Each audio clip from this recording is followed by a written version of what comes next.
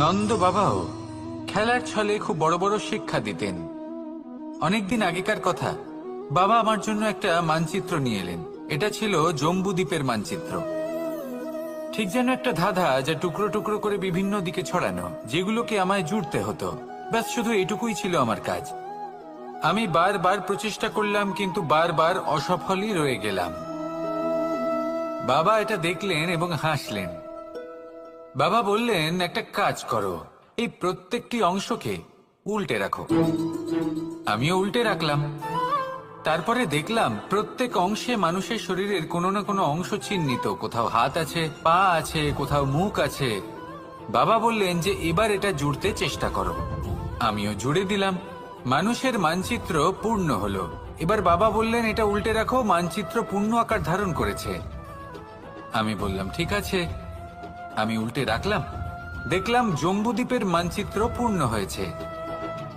বাবা বললেন, যদি দেশকে সফল করে তুলতে চাও, শক্তিশালী করতে চাও, স্থির বানাতে চাও, তাহলে সবার আগে দেশবাসীকে একত্রিত করতে শেখো। সকল সৈন্যগণ যখন একজোট হয়ে দাঁড়াবে, তখন দেশের শক্তি আরো বেড়ে যাবে। শুধু তাই নয়, বাবা বললেন, যদি ভালোবাসার সাথে জড়িয়ে পড়ো, তাহলে পরমাত্মাও তোমার সামনে এসে দেখা দেবেন। তাহলে এটাই করুন আর আমার সাথে ভালোবেসে বলুন, রাধা রাধা। মানুষ শুধুমাত্র দুই ধরনের ব্যক্তির সামনেই নত হন। একজন হলেন তিনি যাকে তিনি সম্মান করেন, আর আরেকজন যাকে তিনি ভয় পান। এবার কোনো ব্যক্তি যদি আপনার সামনে নত হন, তাহলে তার পেছনের কারণ কি? আপনার প্রতি সম্মান নাকি আপনার প্রতি ভয়? সেটা আপনাকেই বুঝতে হবে। যদি আপনি এমন মনে করেন যে তাতে কি যায় আসে, ভয় হোক বা সম্মান, কেউ আমার সামনে নত তো হচ্ছেন, যদি এটা আপনার চিন্তা ভাবনা হয়, তাহলে আপনাকে মনে করিয়ে দিই, এই সময় বদলাতে বেশি সময় লাগে না। আজ যে ব্যক্তি আপনাকে দেখে ভয় পাচ্ছে, কাল এই ভয়ের সমাপ্তিও ঘটতে পারে। আবার এমনও হতে পারে যে তার কাছে অত্যধিক শক্তি চলে এলো। অনেক কিছুই হতে পারে। তাই মনে রাখবেন, যে মাথা ভয়ের কারণে নত হয়, তা সময় এলে সবার আগে বিরোধিতা করতে পারে। আর যে মাথা সম্মানের কারণে নত হয়, আপনার জন্য নিজের শিরচ্ছেদও সে করতে পারে। তাই সকলকে আপন করে নিন, কিন্তু ভয় প্রয়োগ করে নয়। কর্ম করুন এবং সম্মান অর্জন করুন। শুধু এটাই করুন আর আমার সাথে ভালোবেসে বলুন, রাধা রাধা। সূচের শেষে একটি ছিদ্র থাকে, যার দ্বারা আমরা এই সুতো পরাতে পারি। আর তারপর সূচের সাহায্যে এই সুতো দিয়ে বস্ত্র সেলাই করা যায়। কিন্তু যদি সুতোটা সোজা করে ধরা না হয়, তাহলে সূচে কখনো এই সুতো পরানোই সম্ভব নয়। যদি এতে কোনো গিঁট পড়ে, তখন তা কখনোই এই ছিদ্র দ্বারা প্রবেশ করা সম্ভব নয়। ঠিক এইভাবেই যদি আপনি কারোর জীবনে প্রবেশ করতে চান, কারোর অন্তরে প্রবেশ করতে চান, তাহলে আপনাকেও সহজ থাকতে হবে। এতে কোনো গিঁট থাকলে চলবে না। অর্থাৎ মনে যাতে কোনো মালিন্য না থাকে, যেন কোনো কুচিন্তা না থাকে। যদি এসব থাকে, তাহলে আপনি কখনো কারোর জীবনে প্রবেশ করতে পারবেন না। আর যদি কোনোভাবে আপনি প্রবেশ করেও যান, তাহলে তার মনে ঘর করতে পারবেন না। নিজেকে এই সুতোর মতন করে তুলুন, সহজ। মনে যেন কোনো কুচিন্তা না থাকে, সবার প্রতি যেন সদ্ভাবনা থাকে, শুভ চিন্তা থাকে। এমনটা করতে থাকুন। এমন একটা দিন আসবে যেদিন এই সমস্ত সংসারের ব্যক্তির মনে আপনি বাস করবেন। আর তখন এই মন প্রসন্ন হয়ে বলবে, রাধা রাধা। সূর্য হলেন আমার অত্যন্ত প্রিয়। প্রতিদিন আমাকে নতুন শিক্ষা দিতে থাকেন। একবার সূর্যকে দেখুন। 4 প্রহর পর্যন্ত উনি অন্ধকার সহ্য করেন, তারপর আস্তে আস্তে উদিত হন। প্রথমে লাল, তারপর গেরুয়া, তারপর শ্বেত বর্ণ ধারণ করেন। আস্তে আস্তে আকাশে উদিত হন, আর তারপর সমস্ত সংসারে প্রকাশমান হয়ে উঠবেন। এ হলো সূর্যের তপস্যা, তার ধৈর্য, তার প্রতীক্ষা, তার পরিশ্রম, যার ফলে উনি সংসারে সর্বোচ্চ স্থান অধিকার করেছেন। যদি আপনিও এই সংসারে সূর্যের মতোই মহান হয়ে উঠতে চান, সূর্যের মতো এই সংসারে সর্বোচ্চ স্থান অধিকার করতে চান, তাহলে আপনাকে সূর্যের মতোই তপস্যা করতে হবে। প্রতীক্ষা করতে হবে, ধৈর্য ধরতে হবে, পরিশ্রম করতে হবে। তবেই এই সংসারে আপনি সম্মান লাভ করবেন, যশ লাভ করবেন। আসুন আমার সাথে ভালোবেসে বলুন, রাধা রাধা। কথায় আছে যে স্বপ্ন এবং লক্ষ্য হলো একটি মুদ্রারই দুটি দিক। যতক্ষণ না স্বপ্ন দেখছেন ততক্ষণ বুঝবেন কি করে আপনার লক্ষ্য কি। স্বপ্ন দেখে যদি নিজের লক্ষ্য বুঝতে পারেন, সেটা পেতে চান, তবেই সেটা লাভ করতে পারবেন। কিন্তু স্বপ্ন এবং লক্ষ্য এই দুইয়ের মধ্যে একটা ভারসাম্য রয়েছে, যেটা বজায় রাখা প্রয়োজনীয়। একে আমরা বলে থাকি পরিশ্রম। দেখুন, যদি আপনি স্বপ্ন দেখতে চান তাহলে পরিশ্রম ত্যাগ করে নিদ্রা লাভ প্রয়োজন। কিন্তু যদি আপনি লক্ষ্য লাভ করতে চান তাহলে আপনাকে নিদ্রা ত্যাগ করে পরিশ্রম করতে হবে। তাই আলস্য ত্যাগ করুন এবং সিদ্ধান্ত নিন যে আপনি কি চান।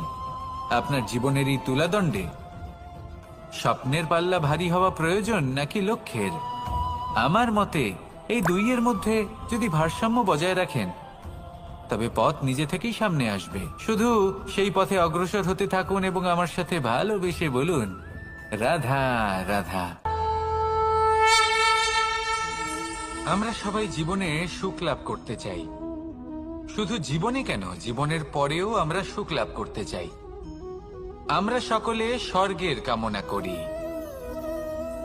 কিন্তু খুব সহজ একটা কথা, যদি আপনি স্বর্গ লাভ করতে চান তাহলে প্রথমে মৃত্যু লাভ করতে হবে। আপনি যদি প্রাণই না দেন তাহলে আপনি স্বর্গ লাভ কিভাবে করবেন, তাই না? শুধু এই ছোট্ট একটা বিষয় দ্বারা আমরা জীবনে অনেক কিছুই শিখতে পারি। যদি আপনার কোনো লক্ষ্য থাকে, কোনো মনোবাঞ্ছিত স্থান থাকে, কোনো বড় কাজ আপনি করতে চান, তাহলে সেই সবই হবে।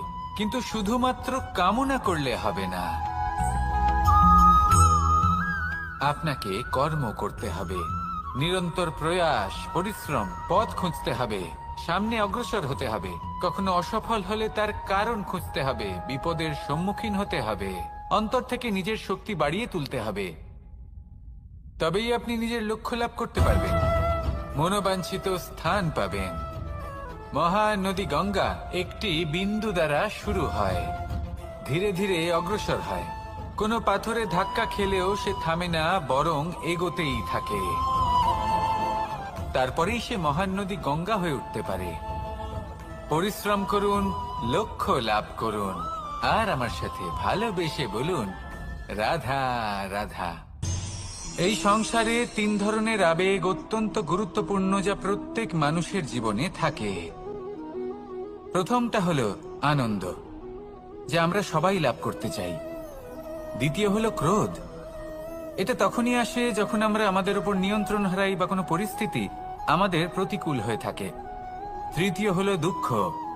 এই দুঃখ তখনই আসে যখন কোনো একটা পরিস্থিতি আমাদের মনের মতো হয় না, বা আমাদের প্রিয়জন আমাদের বুঝতে পারেন না, আমরা অমূল্য কিছু হারিয়ে ফেলি। তখন এই দুঃখ আমাদের হৃদয়ে আশ্রয় নেয়। এই তিন আবেগ হলো এমন যে আমাদের জীবনে আসতে এবং যেতে থাকবে। কিন্তু এই তিনটি আবেগের বিষয়ে কোন কথাটা মনে রাখতে হবে সেটা শুনুন। যখনই আপনি আনন্দে থাকবেন, প্রতিশ্রুতি দেবেন না। কারণ যখন মানুষ আনন্দে থাকেন তখন তিনি নিজের বিবেক বোধ হারিয়ে ফেলেন। দ্বিতীয়ত, যখনই আপনি ক্রুদ্ধ হবেন, উত্তর দেবেন না। কারণ ক্রোধের বশে যে উত্তরই দেবেন সেটা শুভ হবে না। তৃতীয়ত, যখনই আপনি দুঃখী থাকবেন, কোনো সিদ্ধান্ত নেবেন না। তখন নিজের মনের ওপর, নিজের কর্মের ওপর, নিজের উপর নিয়ন্ত্রণ রাখতে চেষ্টা করুন। যদি এই তিনটি আবেগের ক্ষেত্রে এই জিনিসগুলো মনে রাখেন তাহলে জীবনে কখনো আক্ষেপ করবেন না। আসুন আমার সাথে ভালোবেসে বলুন, রাধা রাধা। আমাদের মধ্যে বেশিরভাগ মানুষ কোনো না কোনো মহাশক্তির উপস্থিতিকে বিশ্বাস করেন। আমরা মনে করি যে এ হলো সেই মহাশক্তি যার প্রভাব, যার কৃপা চিরকাল আমাদের উপর বজায় থাকে। আমাদের কর্মের ওপর, কর্মফলের ওপর চিরকাল তার দৃষ্টি থাকে। আমাদের মধ্যে কেউ একে ঈশ্বর মনে করেন, কেউ বা প্রকৃতি মনে করেন, বা কেউ কোনো গৃহপালিত পশুর মধ্যে মহাশক্তির দর্শন লাভ করেন বা কেউ কোনো বস্তুর মধ্যে, প্রত্যেকের নিজস্ব বিশ্বাস আছে, কিন্তু সেই শক্তির থেকে আশীর্বাদ লাভের জন্য বা কোনো ইচ্ছে পূরণের জন্য আমরা কখনো না কখনো মন্দিরে যাই।